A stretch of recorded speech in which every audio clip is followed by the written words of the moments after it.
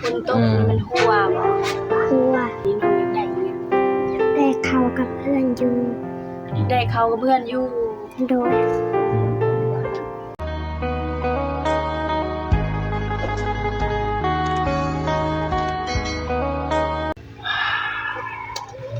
ไปลองเลยเปิดอาบมา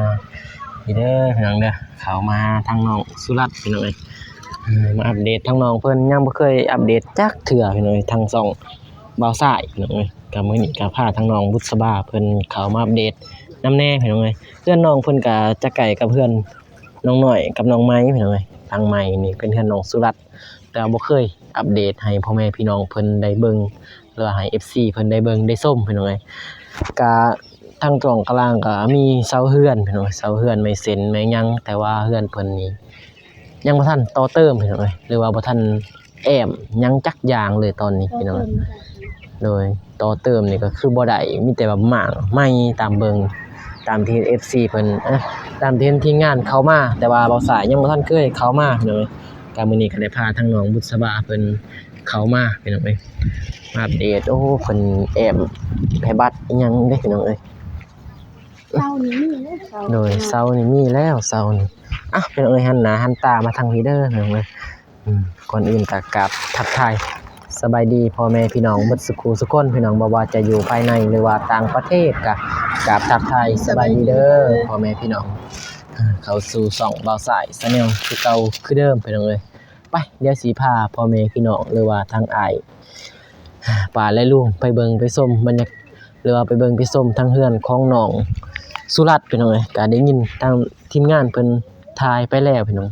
ก็มีแต่หลาย2เอ้ยนูนาน้องเนาะ2เอ้ยนูนา2สาวนิดหรือว่า2ทางอ้ายบ่าวอนุ่ง2บ่าวตูนน้องบ้องพี่น้องเอ้ยโอ้ก็คือที่ว่าแหละพี่น้องเอ้ยเพิ่นก็กันพ้นเป็นกันพ้นเนาะว่าช่วงนี้เป็นช่วงฤดูฝนเพิ่นจะกั้นเพราะว่ามันลุมันหัวแหละ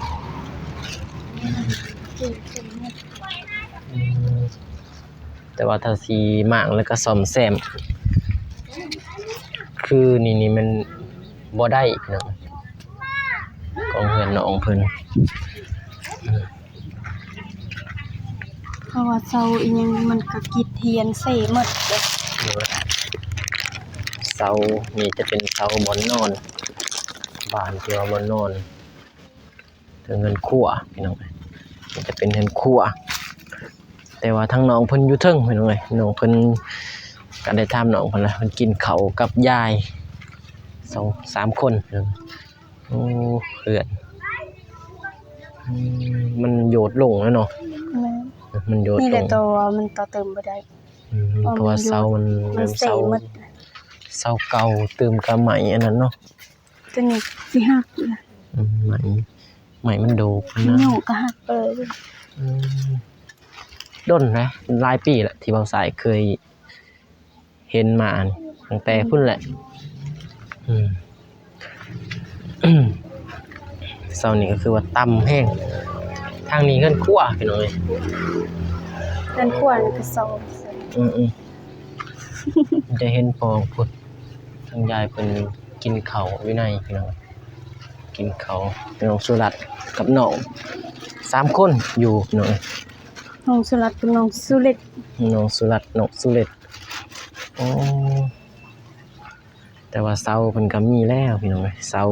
9 ต้นไม่เซ็นเก่าอ่ะเก่าเสาแต่ว่ายังบ่ตัวนั้นข้างบ่ซีเมนต์ข้างอันนี้คือว่าข้างที่ว่าใส่บนเสาข้างนี้เนาะข้างจับเสานี่แหละตามเบิ่งไปเดี๋ยวขึ้นไปหาทางน้องเพิ่นเฮ็ดหยังกินข้าวกับหยังเป็นปองจุลิพี่น้องเอ้ยไปบ่มีหยังมามื้อนี้มีแต่มีซื้อมีพี่น้องเอ้ยบ่ทันมีหยังซื้อมี3 ถุงไปขึ้นไปเลยพี่น้องเอ้ยยายเพิ่นก็อยู่เทิงนี่แหละโอ้ระวังเด้อพี่น้องเอ้ยยังทันขึ้นมาจักเทื่อแล้วยังทันถ่ายให้พ่อแม่พี่น้องเพิ่นขออนุญาต อยู่บนนอนบนอยู่บนนอนอยู่กัน3 คนเลี้ยงหลานพี่น้องเอ้ย ยายเพิ่นเลี้ยงหลาน2 คนเนาะ ไป มันหายมั้ยจ๊ะ บ่เป็นหยัง บ่หายบ่ บ่เป็นหยังนี่ยายกินข้าวสบายดีเด้อ เด้อ กินข้าวเหรอ กินข้าวกับหยัง กินข้าวแต่กับแจ่วโอ้เห็นไหมสบายดีเด้อน้องสลัด แม่ดีเด้อ อาหารทุน ต้มหม้อกินเด้อ กินฉันไปไส้บ่มันนี่มื้อนี้มันเศร้าจนบ่ได้เฮียนเนาะ ไปโรงเรียนหัวเอานี่ก็ได้ กินข้าว มีมาให้บ่มีสั่ง บ่เป็นหยังข้าว มาพอดีถือกินข้าวเป็น ตอนเช้ากินข้าวเนาะ ตอนแรงๆกินแล้วแรง ข้าวแรกเลย ข้าวกับแกง โอ้อืม แซ่บบ่ชุรัด แซ่บ โอ้ยกินข้าวแรงพี่น้อยบ่มีกินข้าวพี่น้อยค่อยกินแล้วกินข้าว ซื้อกินเขาเด้อซื้อ ซื้อกินน้ำ กินข้าวกับนึ่งพูด หนึ่งทุ่นจำแจว อยู่กับยาย พ่อแม่มันไปใส่ แม่ก็รับจ้าง พ่อแม่ไป ไปใส่ เนี่ยอันไทยนะ โอ้ พ่อแม่ไปเวียกอยู่ฝั่งไทยยังไง เวียดนามไทยจักประสิทธิ์จักบอลรอดเลยทั้งนั้นเป็นโยม เบียกอยู่ฝั่งไทย คิดฮอดบ่พ่อแม่ฮะ จะทอด คิดฮอดอดพ่อแม่ยังไปหาเงินหาค่ำ เอาเงินมาค้ำมาเลี้ยงน้องเลยแล้ว กินข้าวกับแจ่วปกติแล้วยายก็หาอยู่หากินก็ยากเนาะสนุกเลย นะเดี๋ยวนี้นะ อืม คนไปหาสอนไปสอนมันไป แม่นแหละเพราะว่า เลี้ยงหลาน2 คน คันไปก็ร้านก็บ่เป็นอีกติ บ่มีคนเดิน แต่มึงไปหาหน่อไม้นี่ก็ยังบ่ได้ไปกันเลย แม่นนะ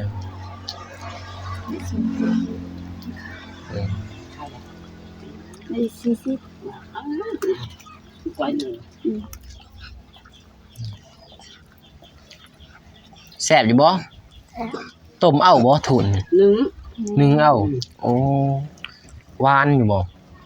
วันเลยเขาไปได้ อืม บัดเข้ากินอะไรยังมีบ่ เขากินประมาณนั่งช่องเกลือมา เพิ่นพ่อแม่น้องสุรัตน์นี่ไปรับจ้างก็เพื่อ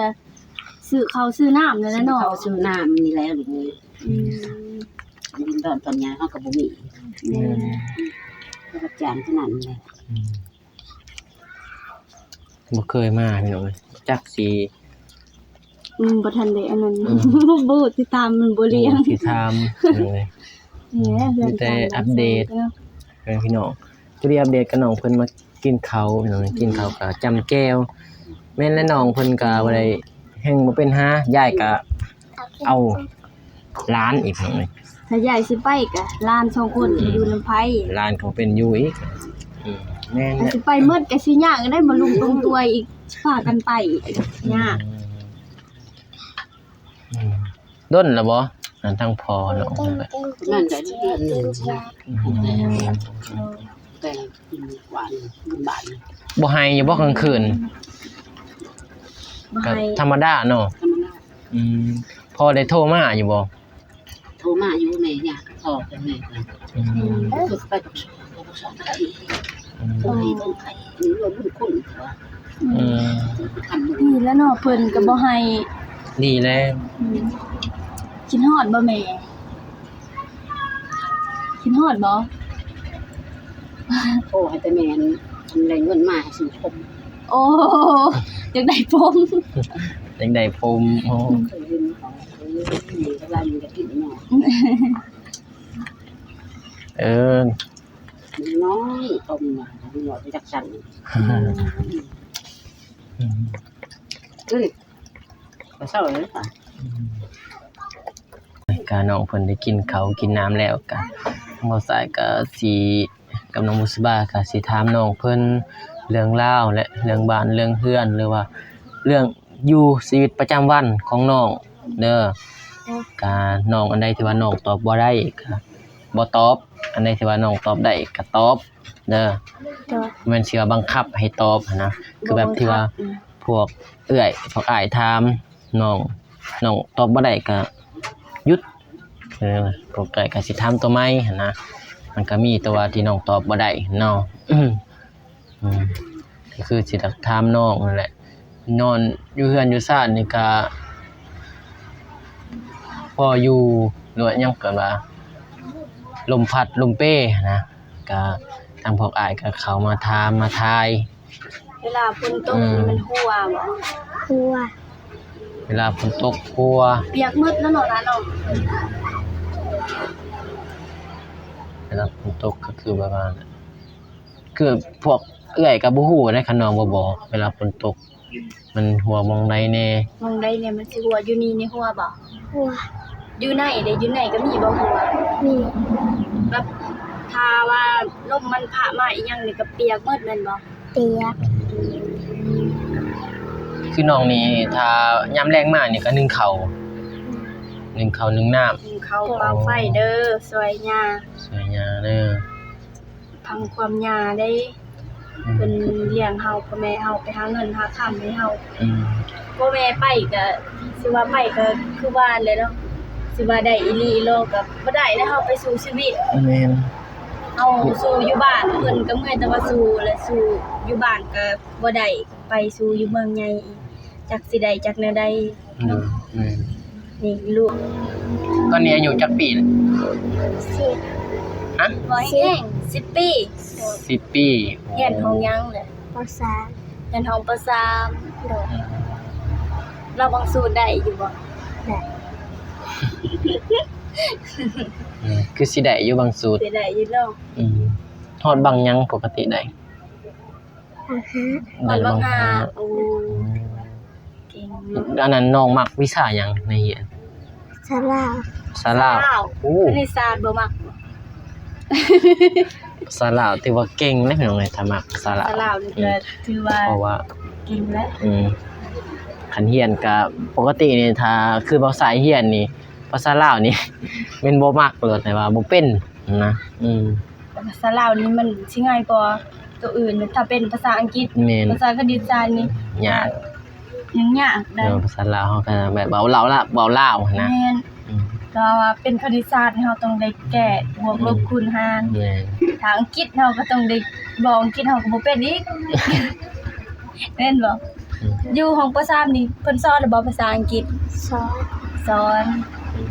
เพิ่นสอนก็คือสิเพียงแต่ A B C D เนาะกับแบบว่านั่งลงหรือว่ายืนขึ้นsit down stand up สิสิแม่นนั่นน่ะ แม่นนั่นแหละ มีแต่ว่าสู้ๆเด้อเนาะ โดย ตั้งใจทำ ตั้ง เรียน ใจทำเฮียนหรือว่าช่วยยายนั่นแหละช่วยยาย ใหญ่มานี่อยากเป็นหยังถ้าเรียนจบมา เป็นครู อยากเป็นครูสอน มีความฝันอยู่พี่น้องเอ้ย ความฝันเพิ่นเนาะ แต่ว่า ตอนนี้ก็คือ และตอนนี้หลักๆที่น้องขาดเรือที่สุดอยากได้ที่สุดตอนนี้นี่น้องอยากได้อีหยัง ได้เข้ากับเพื่อนอยู่ ได้เข้ากับเพื่อนอยู่ โดย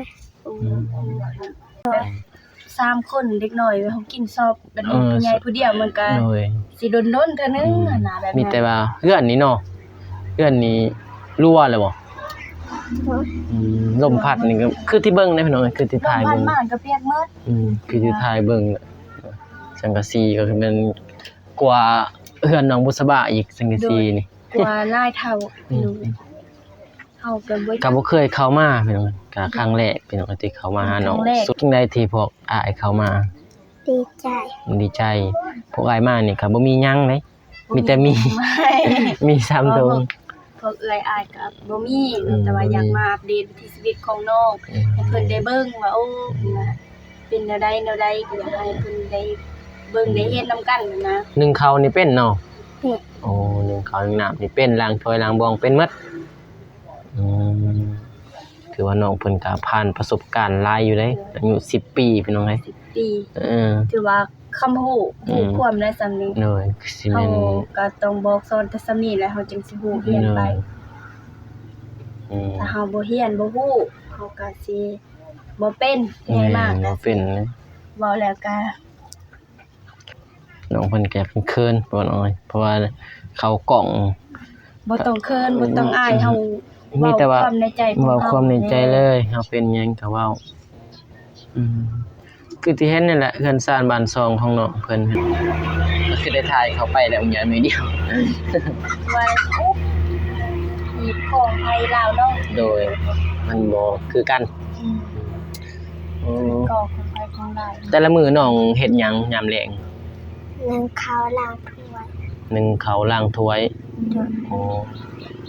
แต่ละมื้อนึ่งข้าวล้างถ้วยช่วย จอยยาเนาะ ช่วยย่า โดย อันนั้นเบิ่งน้องเป็นบ่ เป็ด โอ้เบิ่งน้องเบิ่งนุ่งแหละพวกอ้ายก็บ่เคยสำหรับกะ พอแล้ว อืม โอเคเนาะทำข่าว เด้อ ความฝันน้องเพิ่นก็คือ ของเพิ่นก็คืออยากมีข้าวกินแล้วก็อยากมีเฮือนอยู่เนาะ เพื่อนก็สำหรับกะสัมพลบ่พระหรือว่าสัมพออยู่ แต่ถ้าสิว่าสิต่อเติมได้บ่เฮือน แม่นบ่ได้เลย ก็บ่ได้แล้ว กันก็ สิ ได้ หมด